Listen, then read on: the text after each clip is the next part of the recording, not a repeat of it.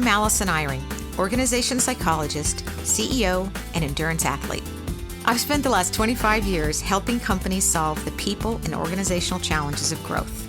I've worked with all types of CEOs and business leaders across the world, but it takes a special kind of leader to successfully grow a business. I call them growth leaders. These leaders have an edge for growth. This allows them to drive performance today while transforming their business for tomorrow while keeping their people energized. So whether you're starting a company or reigniting a team within a large, mature company, I'll show you what it takes to successfully drive business growth through conversations with some of the best growth leaders I know. In this episode, we'll dive into the topic of entrepreneurship for both new and old companies. I'm going to speak with Dennis Mortensen, a serial entrepreneur and founder and CEO of x.ai, about how leaders can create a culture of entrepreneurship in their organization. Welcome, Dennis. I'm so glad you could be here with me today. Thanks much for having me. Now, Dennis, could you share a little bit about x.ai for any of our listeners who aren't familiar with your company? Sure. So me and my propeller head friends have spent the last 5 years trying to engineer these two agents that can schedule meetings on your behalf. And if you just imagine having somebody in your office, let's call him Tom, who sit around and help you kind of manage your calendar, then whenever some email arrives in your inbox saying, hey, Dennis, I'll be in Manhattan come June. Do you got time to meet up? I can simply reply back and say, yeah, I'm up for that. I have CC'd in Amy at x.ai. She can help put something on my calendar for an hour on 200 Broadway. I click send, and then I immediately click archive. Once I click send, it is now Amy's or Andrew's job to figure out, who is Dennis? Do I work for him? If I work for him, what is his preferences? What did he just ask me to do? Who are the other participants? And once I have a full understanding of that, reach out to one or more participants with some availability within the constraints described. Upon having sent that, if they are tardy, which most people are, and we can talk about those statistics if you want, then follow up with them in a day or so, depending on the urgency, and stress them to kind of lean in and pick next Wednesday at 1. And upon picking that, make sure that is inserted on my calendar and that an invite is sent out to the other participants who he might not work for. Now, so I'm a user of your technology. I always describe it as an AI that schedules things. Is that an accurate description? I think that's a good one. I gave you the how it works version. If you ask me, we're just scheduling software. You don't want to sit with that chore that comes along with getting people somehow arranged to come by your office. You just want it to bloody happen. And we are that scheduling software that just makes that happen so you don't have to. Now, for anyone who has not encountered your software, I think it's fair for you to say that it's not necessarily always Amy. It can be Andrew, because you get to pick the name of the AI. When you started the company, was that the idea that you had in mind, that this was going to be an AI-based scheduling platform? No, and this might be where we start to walk down that entrepreneurial avenue, which is at the very top of our agenda here. I'm not sure I am overly fond of or believe in people who start a company with some particular technology in mind. I think you need to find some pain in some setting that you think you might be able to remove. And I think I could do a survey tonight, walking down on Broadway, ask the first 20 people. 1, do you work in an office? Yes. 2, do you schedule meetings? Yes. Do you like to set up meetings? No, I hate it. And that will be the answer from all of them. So the pain is easily understood. Now, you should fall in love with the pain. What we then thought was that we could have at least a unique starting point if we applied an AI approach to it, but it's not one for where we should get married to the approach. We should be immediately willing to discard that if that wasn't the best approach, and then just forever fall in love with the pain. So in my observation, that's a key difference between an entrepreneur and somebody that really just wants to sell more product, which is, I think an entrepreneur is obsessed with solving a problem that people have. I couldn't agree more. And it's not just that it's about finding which particular segment you belong to and one is better than the other, I actually do think you increase your probability of achieving success on both dimensions, which is that if you do truly, honestly remove a pain, then most people would be willing to pay you some money for that. You now have to kind of figure out exactly how much, in what setting. But if you remove a pain, that is worth something. Now, you trying to sell some piece of technology, at a certain moment in time, anybody can sell anything, but its value might just be immediately decreasing, or it might not even have existed to begin with. So just because I can set up some big data warehouse, if that was the particular keyword of the day, say 10 years ago, somebody might just buy that. But what have I sold and what value did you receive? So I certainly tend to be super focused and as honest I can be with myself on what pain, and the very pain which I'm trying to remove, do people see what I see? So it sounds like two big important perspectives. One is about what's the pain that's real, that people want to go away.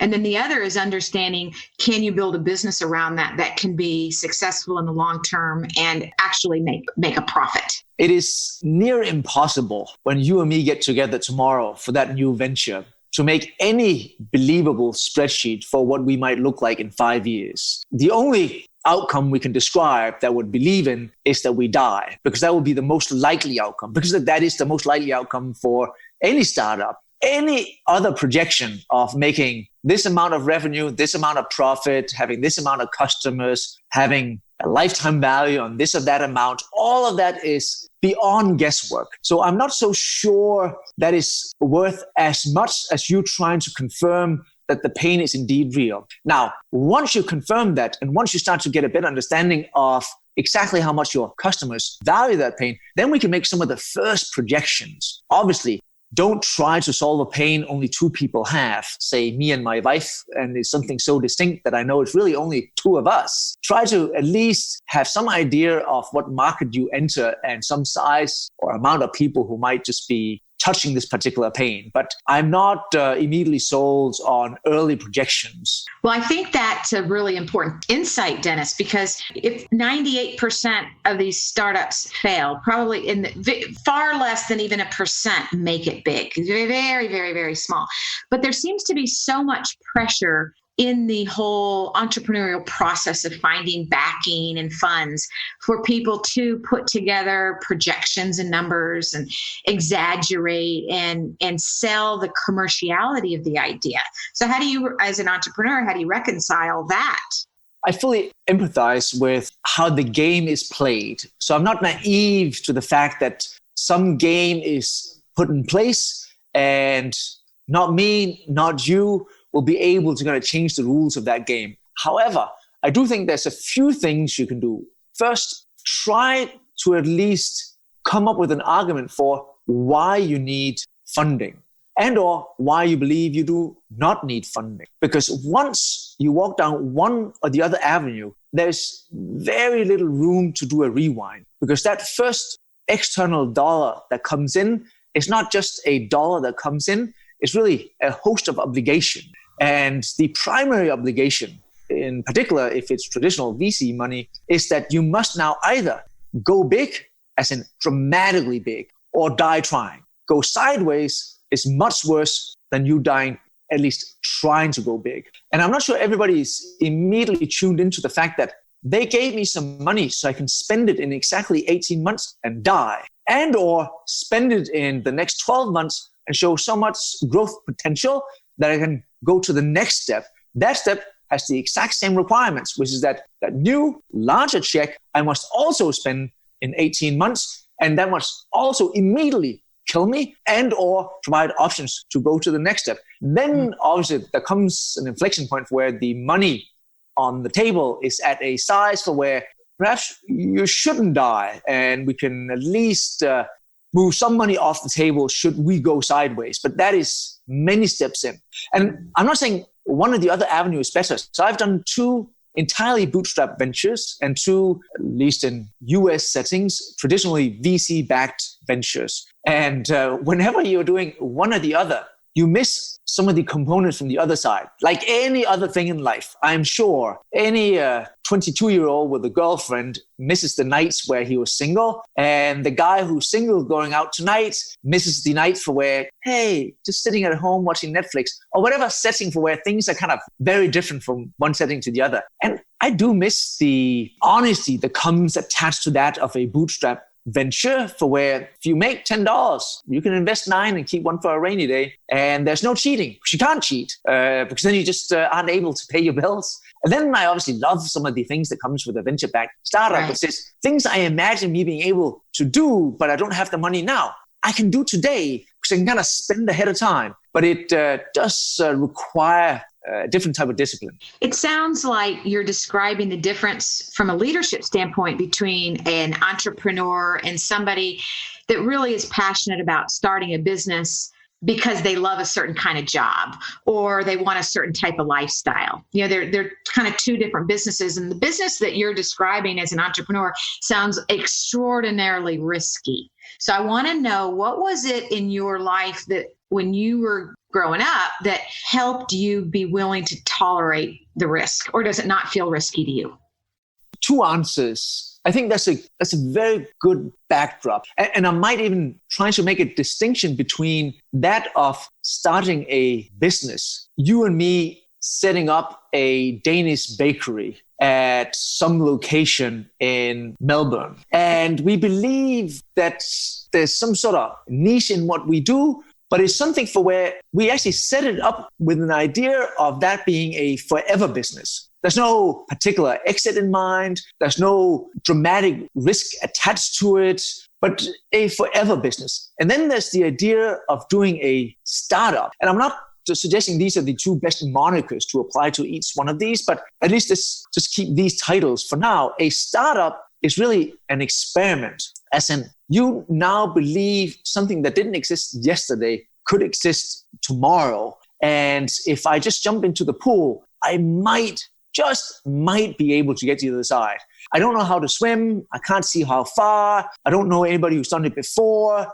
It is very likely I'll jump in and immediately drown. But it's an experiment. And that's the purpose of the startup, where one is supposed to be forever and one is supposed to really just be an experiment, a roll of the dice. Now, if you know this is a roll of the dice, then your life's worth and your happiness shouldn't be attached to the outcome. It should be attached to the game you play, like any other professional sportsman, for where when you lose a particular game, you see that as a moment in your career for proper learning. As in, that's how I get into the big leagues. As in, I lost X number of games along the way. And for me, it's never been one for where I didn't dare lose. I just always assumed I would get started and we would lose. And there would be a moment of reflection where I could go back and look at it and say, hey, I think I made some calls that were not optimal, or I think we made some really good decisions, but timing were off. It was actually a really good idea.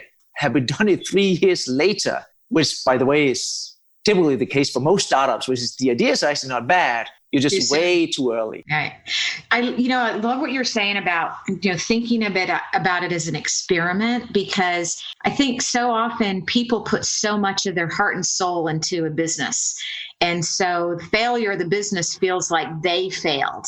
And I think that what you're saying is that you really have to understand that failure is a great likelihood. And there's many reasons for the failure, but the possibility of success is what will continue to motivate you and to try to succeed. It's just that you won't necessarily stop just because this one experiment doesn't succeed.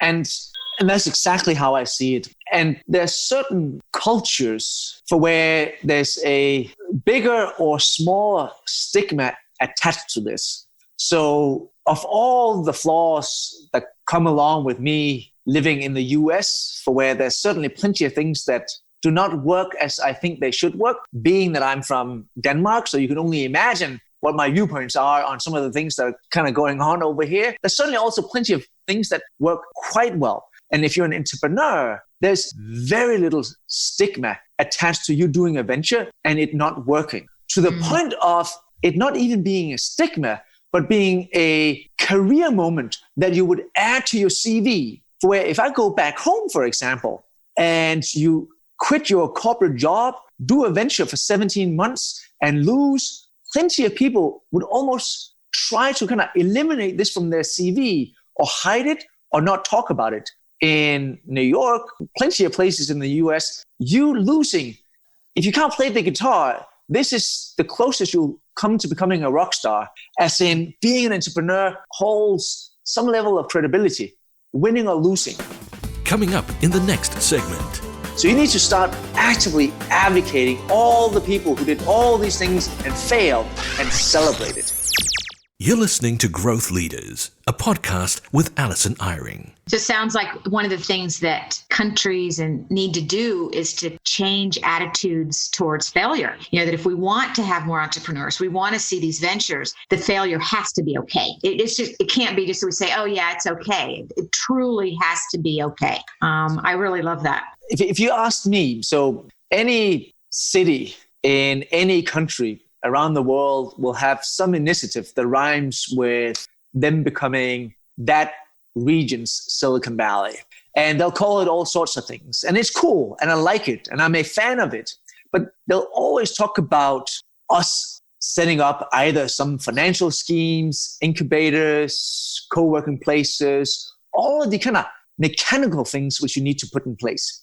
None of them are really talking about what you just described, which is that perhaps there's a mindset which we need to go advocate, because unless that mindset exists, there's just not enough mechanics that'll have people start doing this. And that's where I think, sure, the mechanics, that's the easy part. That's really just doing enough work to make sure you have that in place. The mindset sometimes will take a generation and can't come in two flyers, right?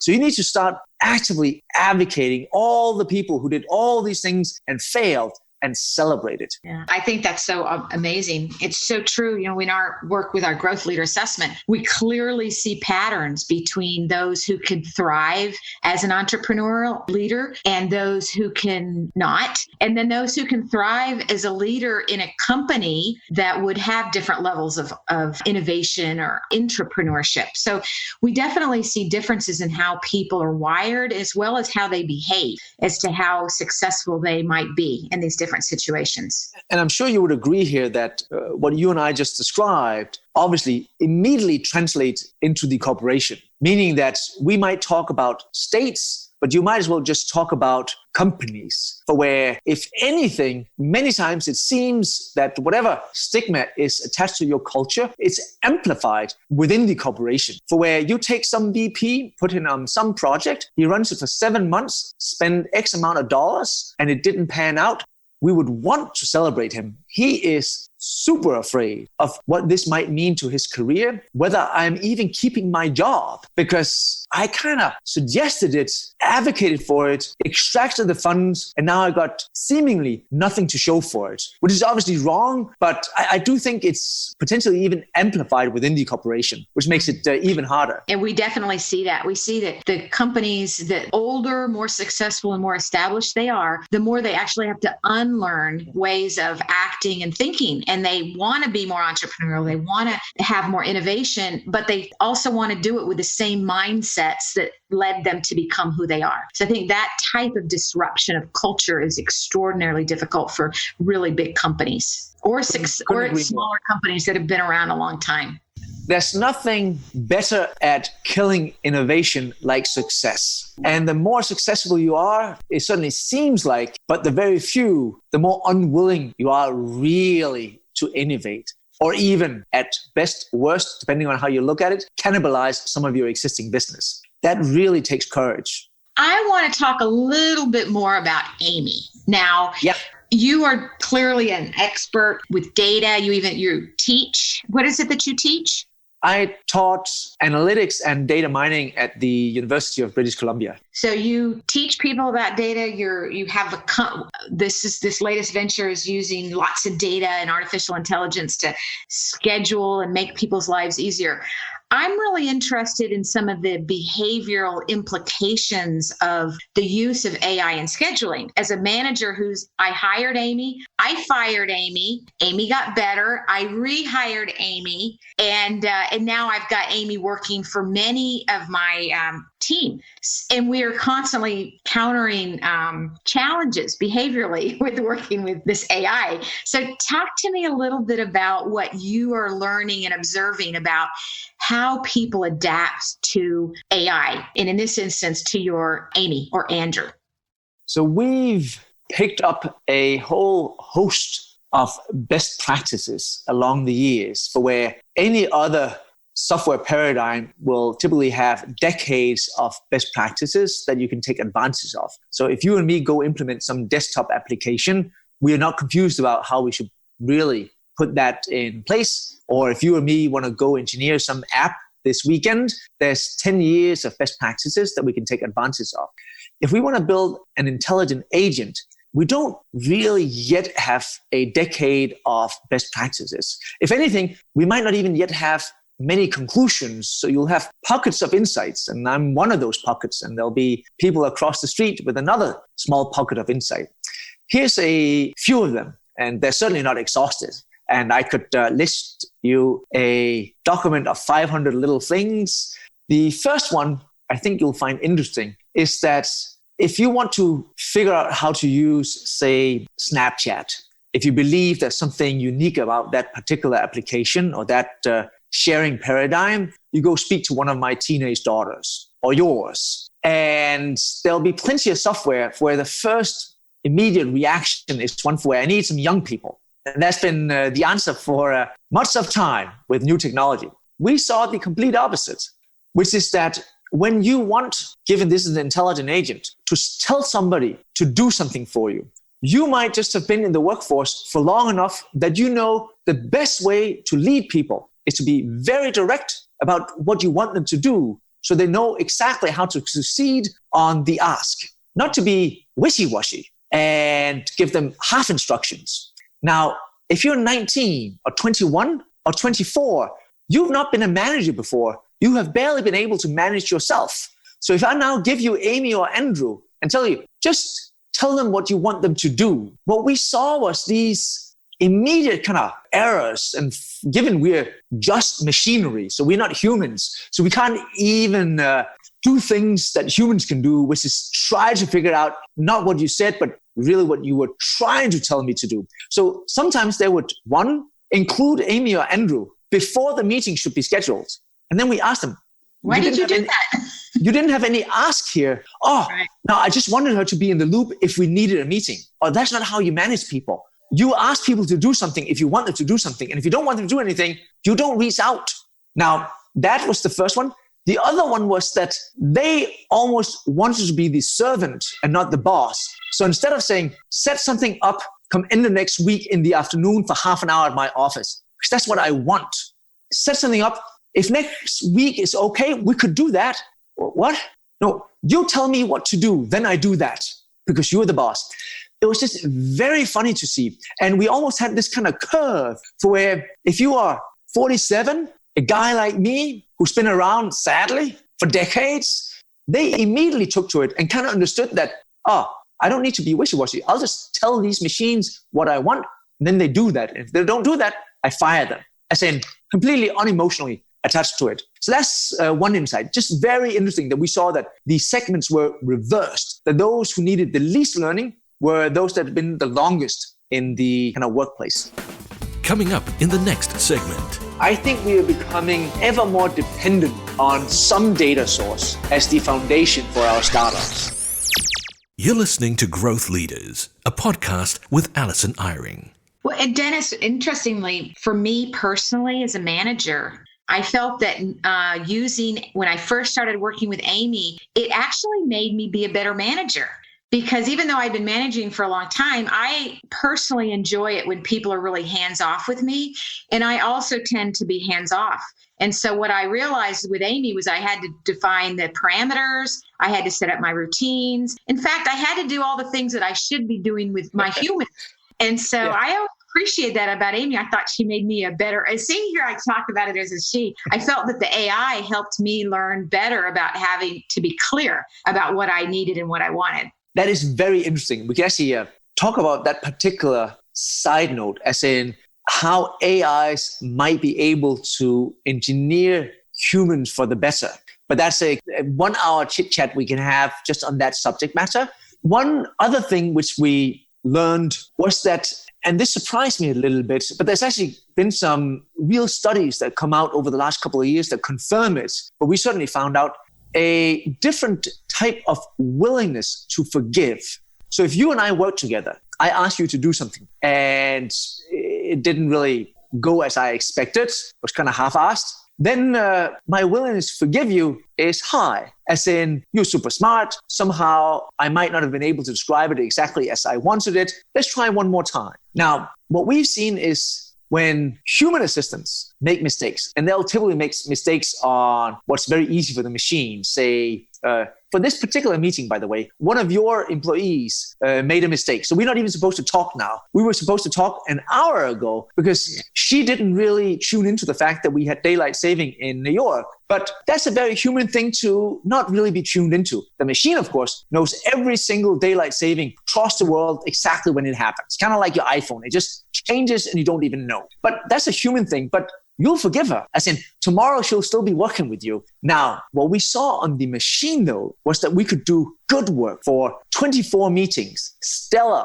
instant, within the minute, at 3 a.m., Saturday night. Upon first mistake, there was very little room to forgive. That was surprisingly for me. And there was a study that came out a good year ago where they took an audience and did a set of stock trades, the exact same stock trades for the exact same amounts, one with a human trader, or portrayed as a human trader, and the other one with a machine trader. The willingness to forgive the human was much higher. We were talking almost a 2x.